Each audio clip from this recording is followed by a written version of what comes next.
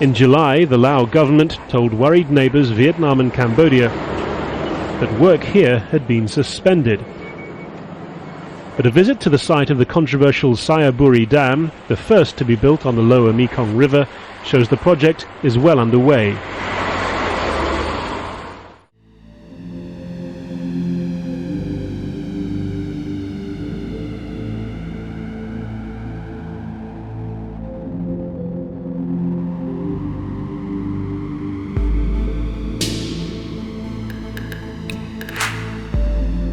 In early 2011,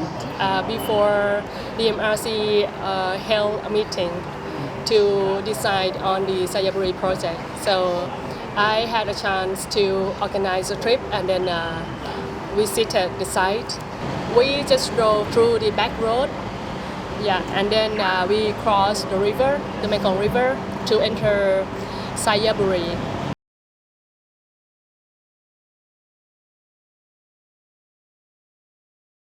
And then we drove further up to the mountain. At that time, there was no checkpoint at all. I just went there and went straight up to the mountain. And then I just found myself in the middle of the camp, a big camp. And then I saw a lot of trucks, a lot of backhoes working by the roadside. At that point, I just realized that the Xayaburi construction's work actually began. Although some parties might have come out and say that, no, we haven't started anything. But I just realized that, yes, this is the fact and the truth that I got to bring it back and then tell people what is really going on.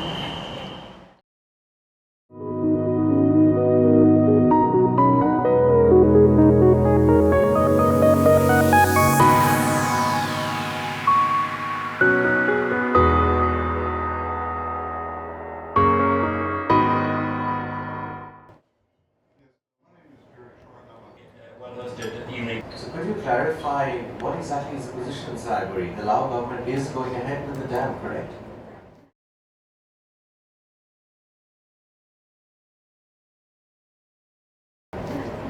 Yes, exactly. We are going ahead with the Xayaburi construction. Over 300 kilometers. The consumption of aquatic products shows that the fish comes second, the second largest dietary component after rice.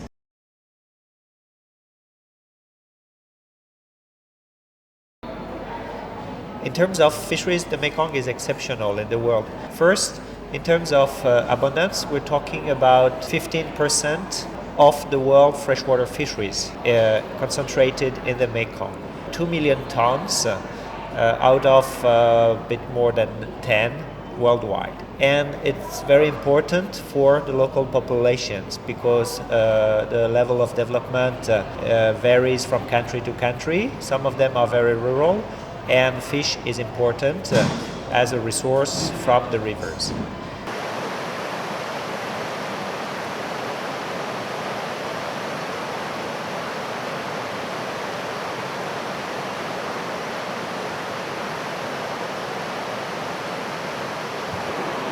This importance of the resource has created a very high dependency among livelihoods on fish and wild fish in particular.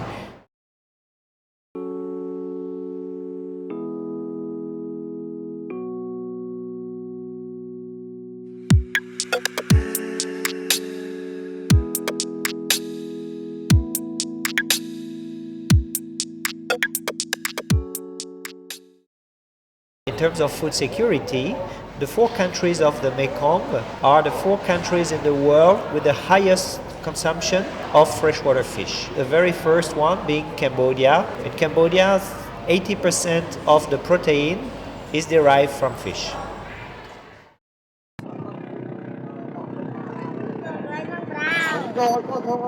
Đã một bò này xa đi gì là cái này xa thì mình chặt thấy nhưng chặt thì cả là buồn hồn lại.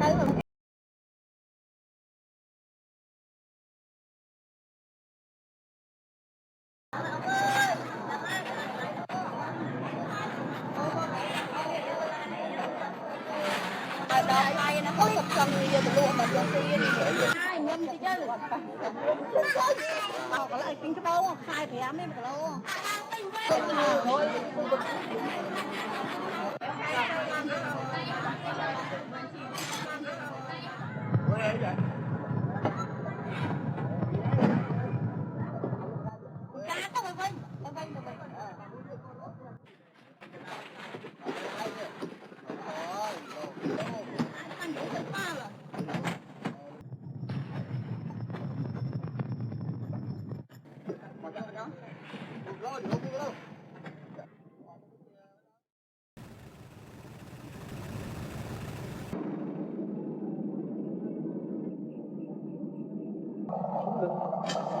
Ngủ.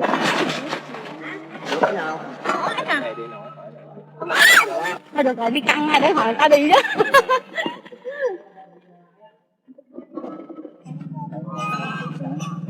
Căng thử xem nè. Vô lấy hai cân đồng hồ.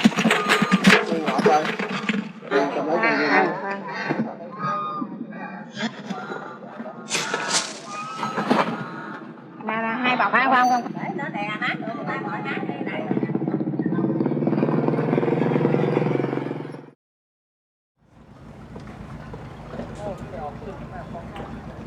ทราบไหมครับว่าตอนข้างล่างเนี่ยเขาจะมีการสร้างเขื่อนไซยบุรีครับ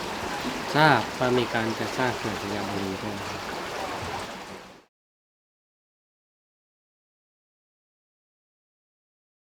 แล้วชาวบ้านมีความวิตกเป็นห่วงกังวลไหมครับ ก็วิตกมากครับเพราะว่าการสร้างเขื่อนในแม่น้ำโขงเนี่ยมันจะทำให้อะไรหลายอย่างมันเปลี่ยนไปโดยเฉพาะปลาด้วยปลานี่เพราะว่ามันก็ต้องขึ้นตามแม่น้ำถึงเวลาน้ำใหม่มามันก็จะขึ้นสวนน้ำมาเพื่อไปวางไข่ในแม่น้ำสาขาอะไรต่างๆหลังจากแม่น้ำลดมันก็จะกลับไปอยู่ถิ่นที่มันเคยอยู่บางตัวมันก็ต้องมาแบบ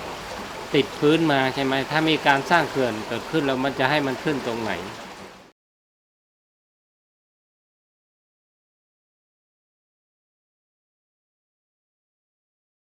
The governments of Cambodia, Thailand, Vietnam, and Laos have all signed on to the 1995 Mekong Agreement. This is an agreement to help govern the Mekong River and ensure that the four countries are able to sustain it and share benefits.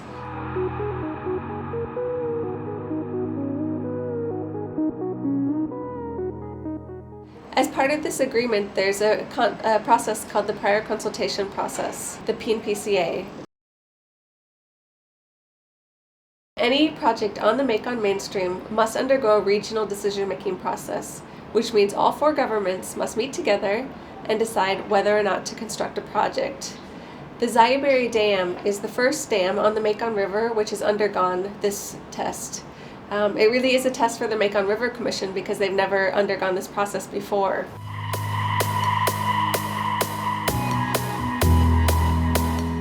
Over the last few years, there's been a lot of concerns that have been raised up over this project and what it will mean for the Mekong River. We had Cambodia and Vietnam raising serious concerns about the Xayaburi Dam, particularly its transboundary impacts and the need for further study. And so Vietnam requested a 10-year moratorium. Right after this, Laos decided that the process was closed. They did this on their own, and then they hired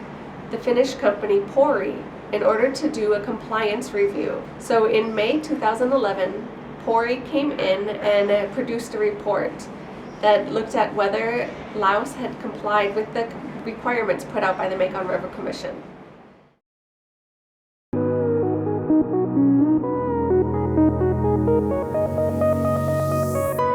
Pöyry stated that Laos was principally in compliance with the 1995 Mekong Agreement. At the same time, they said that more than 40 different studies were still required, but they recommended that construction take place. Now, Pöyry was essentially a hired gun for Laos. They've been involved in many other hydropower projects, even with the same company that's building the Xayaburi Dam, Chokonchang. They just were working on the Nam Nang 2 Dam together inside Laos.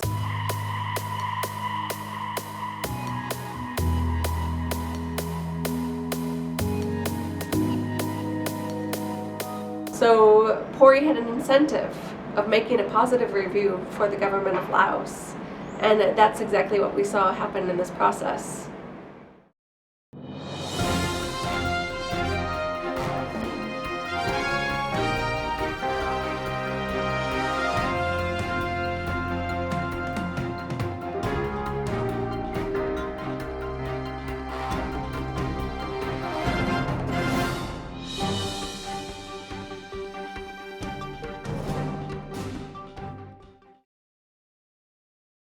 In the complaint, we reflected Pöyry's behavior in the Xayaburi project against the OECD guidelines for multinational enterprises. We showed how Pöyry, through its business relationship with the Lao government, has indeed helped to move forward with the dam in a way that is against the 1995 Mekong Agreement, and thus how Pöyry is contributing to severe environmental and human rights impacts that could be prevented.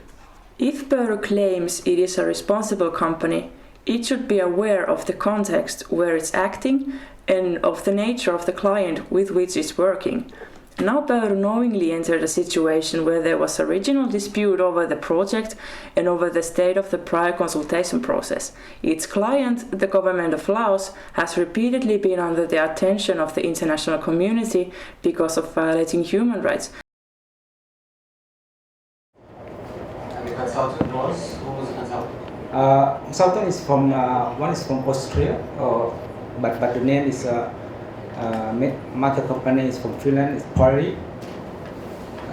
Pöyry, Finnish. Pöyry, yeah. And the other one is the CNR from the company National de Haute. There seems to be some kind of investigation going on in Finland about the role of Pöyry in Xayaburi Dam. Yes. And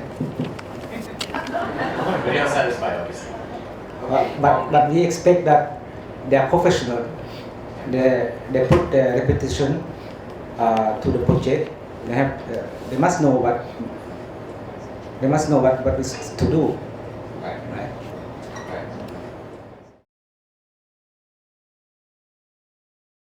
I reviewed for the WWF the compliance report issued by Pöyry about the analysis of how the dam project complies with the MRC design guidance points. I will focus here on fish and fish ladders only. But the MRC has issued 29 points of recommendation about how the fish ladder should be designed and considered. Actually, the Pöyry compliance report is dishonest because the executive summary of this report does not reflect at all. It actually contradicts the actual content of the report. The content of the report, the technical content of the report, is pretty meticulous and accurate. And the technicians who wrote that part concluded that at least 8 points of the MRC design guidance were not met by the project. Actually, in our own review, we found that only 4 points were met out of 29. But the executive summary of the report states that the dam project is overall in agreement with the MRC design guidance. So the executive summary of the report contradicts its own content. The good point of Xayaburi is that it's one of the few dams the few large dams in the region at the moment that explicitly includes mitigation measures such as fish ladders and fish passage facilities. However, there is a big problem with the current project. It's the fact that so far the target species have not been identified. That means that in the diversity of species met in this part of the river, we're talking about 229 species. The size and the species vary from very small individuals, a few centimeters long, to the Mekong giant catfish that can reach 3 meters. And the target species have not been identified to drive the design of the fish passes.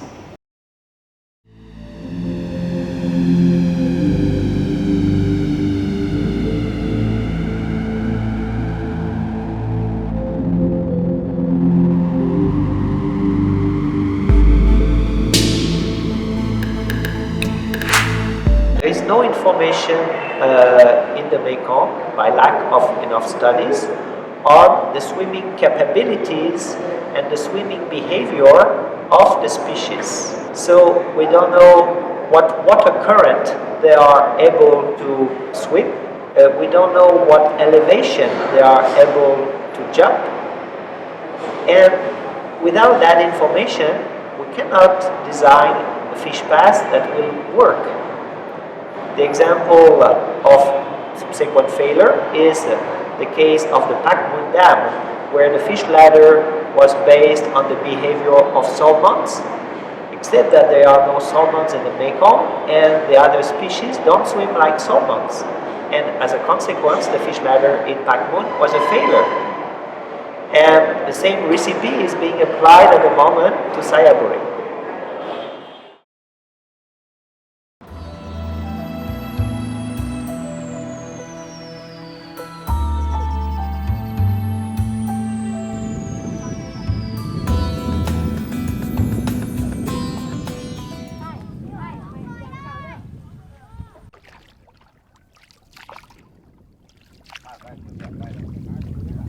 Tiếp chân mày hả rồi con cùng hả nó nhau khinh cơไปแกได้มันมาบ่หอดได้นั่นผางเขียวๆน่ะนั่นแล้วได้อยู่บ่ไอ้ยังบ่เช้าตอนเช้ายังบ่เช้าจังเอานี่อันนี้เขามันโมเมนต์อันมองได้ไอ้ฮะมันแห้งมักแล้ว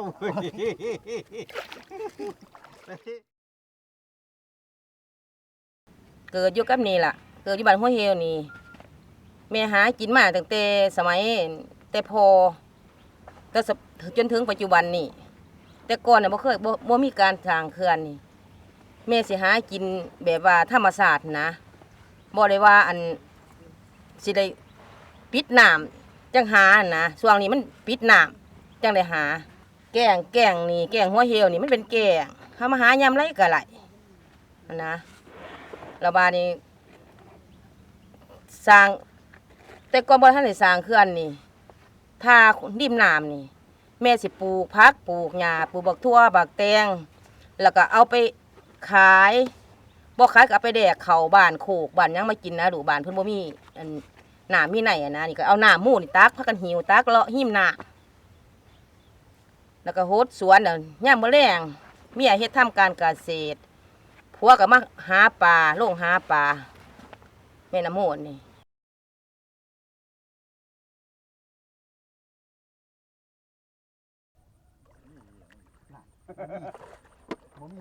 มาหายามไรไกลเพราะว่ามันบ่มีแนวกีดกันหั่นนะน้ำไปตึกแหยามไรไกลมายามนั้นว่าตอนเที่ยงไปหายังไม่กินก่อนก็คือได้กินหั่นนะบ่คือเดียวนี่แล้วก็หาตะกี้ปลาแต่พี่น้องถ้ามันโคกวันยังไงมาเอาเขาลงมาแดกปลาบ้านนี่หมู่เฮาก็ได้กินเขาเพราะว่าหน้าบ้านนี่มันบ่มีก็น้อยเป็นหน้าร้อนหน้าหยังไปบ่พอกินพออยากนะระบาดนี่ก็หากินไล่สู้ลูกสู้หลานกินขายได้กินบ่แพงหรอกปลาเครื่องนี่กิโลละ25 บาทปลาคั่งนะปลาอีตัว18 บาทปลาเปียนเท่านี้โลละ15 บาทแต่ก็ไล่มื้อละ200-300 400เงินตะกี้สมัยตะกี้บ่คือเดี๋ยวนี้บาดมาถึงปัจจุบันเฮ็ดเขื่อนนี่หากินลำบาก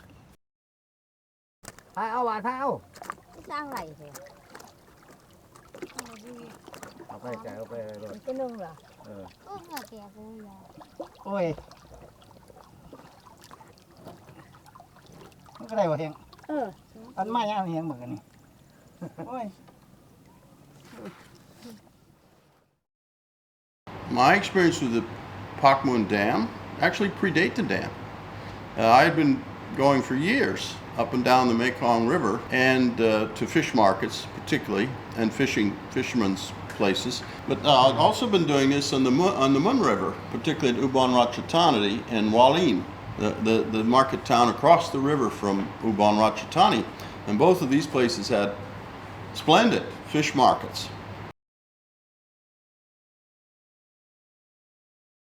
And of course, all this ended after Pak Mun Dam. Those markets just disappeared.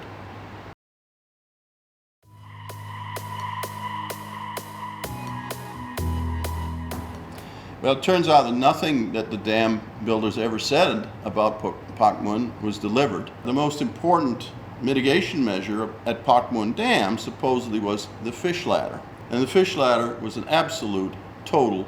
failure. Now, this was predicted before the dam was built, that the fish ladder would not work, and it was demonstrated after the dam was built. How can this be explained? Well, first of all, it should be understood that Pak Mun Dam was just at the definition, between the definition of a low dam and the high dam, and rather more on the side of high dam.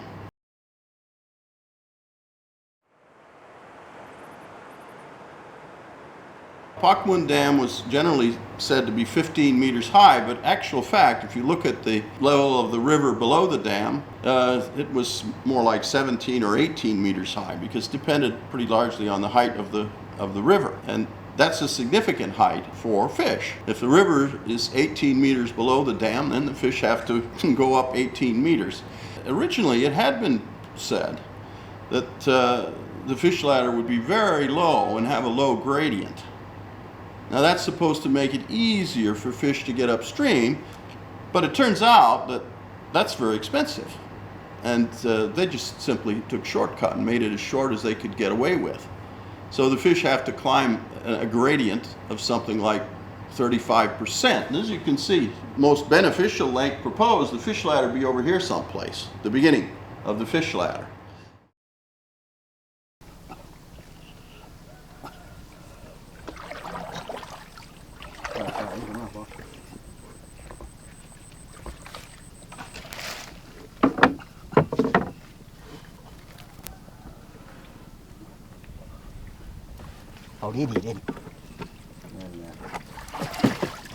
วันไหนไปโจรนี่โอ้ยขึ้นบ่ไหลดอกปลาหนูเอ้ยอยู่ปลาซิวอยู่น้อยนั่น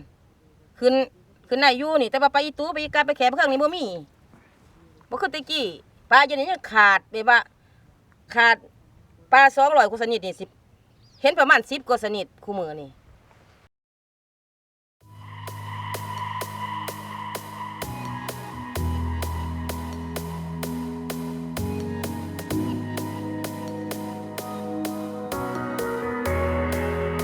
Other reasons the fish ladder don't work are really fundamental. As some Thai people used to say, Thai fish don't jump. They don't climb, they don't jump. And many fish in Thailand that live in the Mun River and the Mekong River will not use the fish ladder at all. And even during the time when there were reproductive migrations, and the cyprinids would use the fish ladder, but the cyprinids using it that were sexually mature were mostly males. And the larger females that were gravid, with up to typically 30% of their weight, was due to the eggs that needed to be spawned upriver, could not make it even halfway up the fish ladder. So they never made it past the fish ladder. Here's the problem that nobody really acknowledged openly, is that migratory fish that go up fish ladders in order to complete their life cycle and reproduce, they have to go up the fish ladder, but equally important is to come down. In regard to the Xayaburi Dam, this is a high dam, described as 32 meters high, and anything over 15 meters is defined as a high dam. Now, to call this a run-of-the-river installation is absolutely a terrific abuse of the term run-of-the-river. My understanding is that no fish ladder anywhere in the world has ever worked successfully on a high dam. And therefore, it is kind of stunning and surprising and somewhat disconcerting when a company announces that they have a fish ladder, that they're going to install a fish ladder that will work on this dam, and they don't really provide any information that would make one suspect that there's any reason that it will work better than any of the ladders of the past, such as the one at Pak Mun Dam, which are total failures.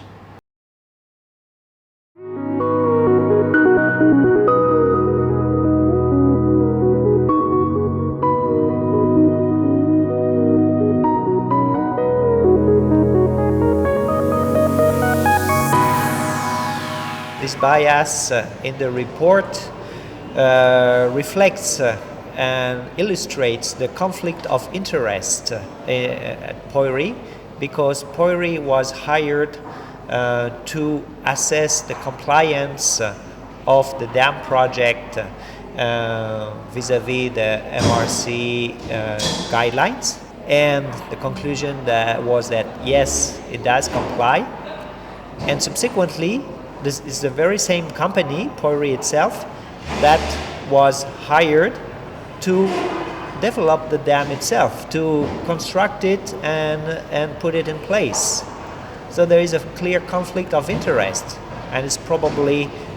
what is reflected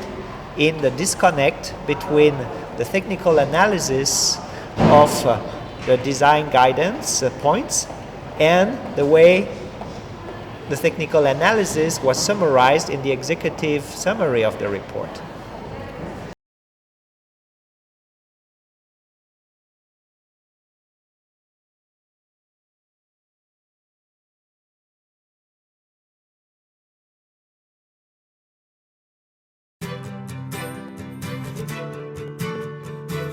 A sustainable world will not happen by itself. It must be created, and new engineering solutions need to be developed.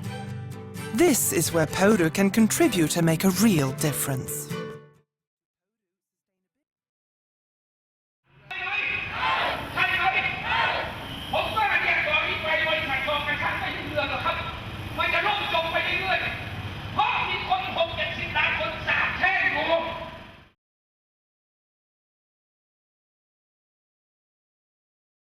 I thought a lot about the issue of private sector consultants, and it is very normal for development projects all over the world to hire private sector consultants to do environmental impact assessments. And in many ways it's very appropriate, because the company should have to pay the cost of those studies. And so I'm not against that inherently. However, the important thing is that in many other countries you have strong government agencies which are given the task of reviewing those studies, ensuring the quality is high enough, who are going out to the field and checking the validity of those studies.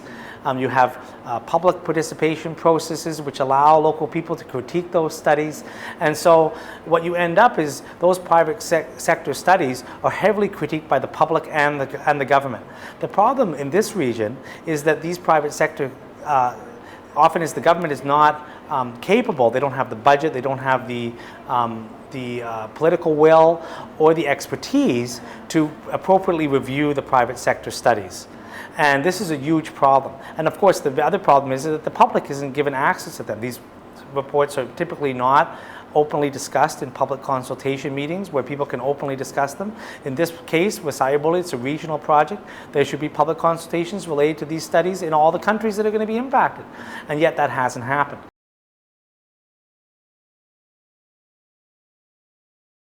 I ผมเคยได้ยินชื่อว่าบริษัทนี้จริงๆแล้วกำลังถูกตรวจสอบอยู่ในเรื่องความโปร่งใสเพราะฉะนั้นมันไม่ใช่ว่าจะเป็นบริษัทไหนที่จะมารับประกันบอกว่าสร้างหรือไม่สร้างได้เพราะนี่เป็นใคร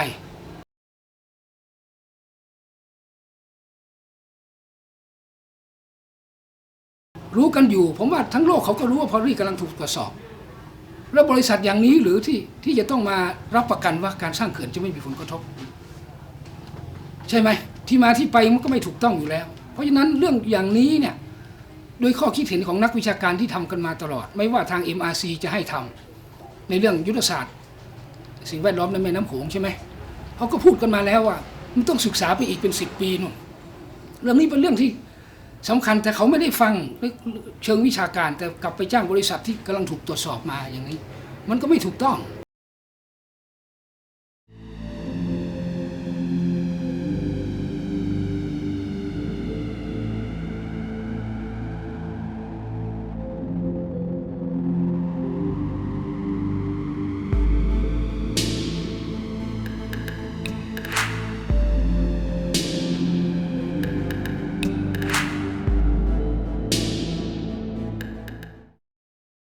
The OECD National Contact Point never really investigated the true role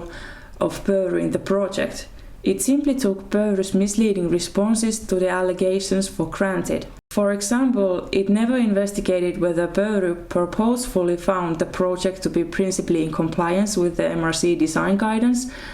just in order to get more contracts with Laos, as it now did get. It never addressed the conflict of interest issue. Furthermore, the decision was based on information that was kept confidential from the complainants, which undermines the legitimacy of it. The decision and the process leading into it have also been criticized both within the national contact point itself and by the Finnish Minister for Development, Heidi Hautala, for instance. This discredits the decision that practically lets Pöyry off the hook.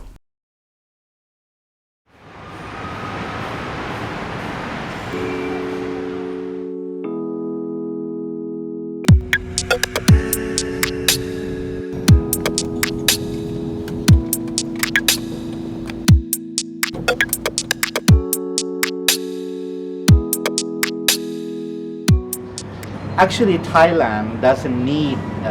electricity from Xayaburi for now and in the future.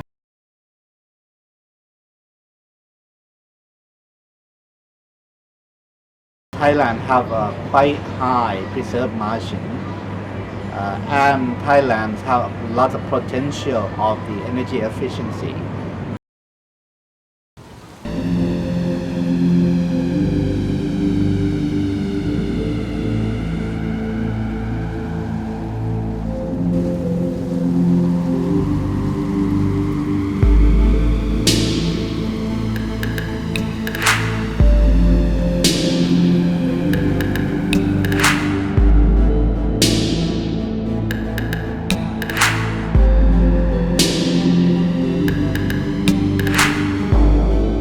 In the past, when we think about the energy security, we bet on the assumption that the country needs electricity for infrastructure to develop economy, right? But today, I was saying that the energy industry, which consists of the constructions, consultancy, banks, or energy industry company, they are seeing the investment of power sector generation by itself is creating economic rather than producing electricity to serve economy.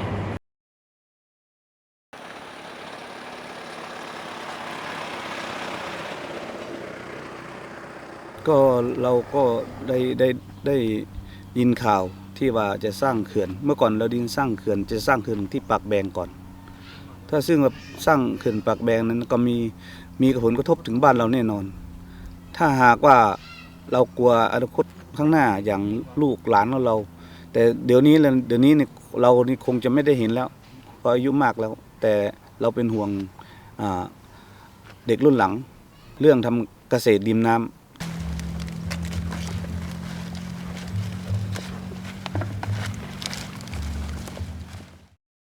ถ้ามันสร้างเขื่อนที่สยะเรียบร้อยเขื่อนปากแบงก็คงจะเรียบร้อยไปตามกันอันนี้เราเป็นห่วงมากเลย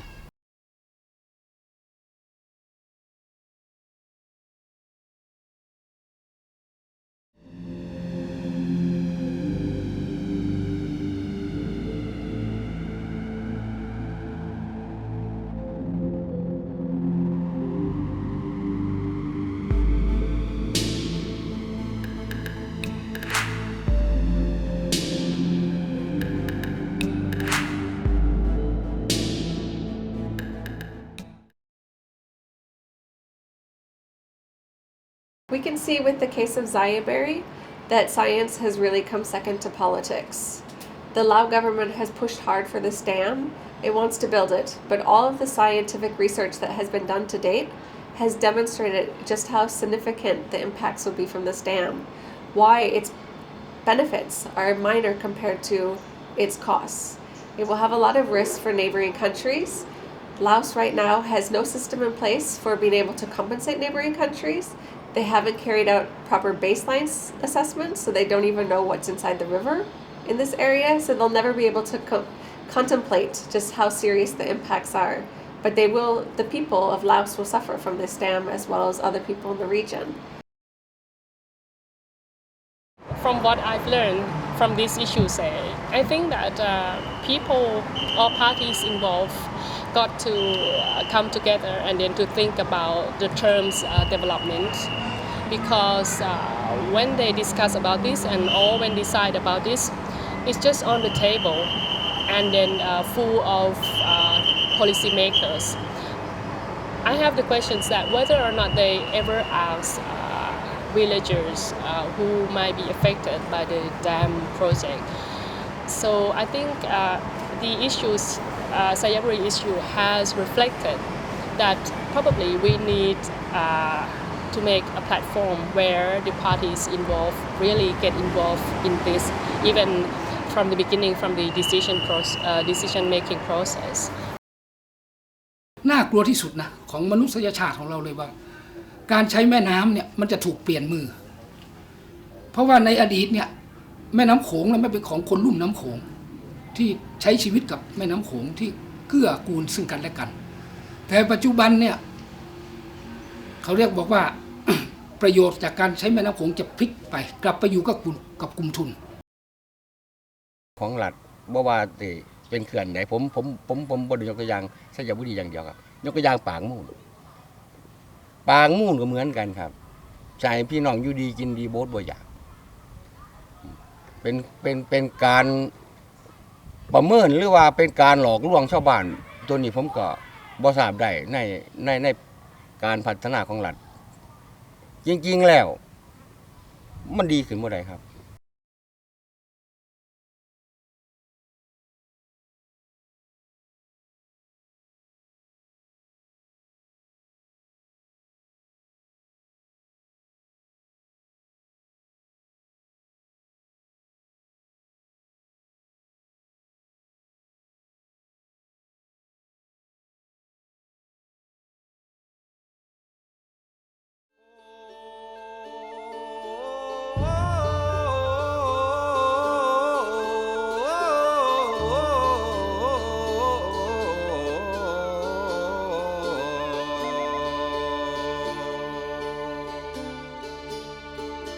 อัน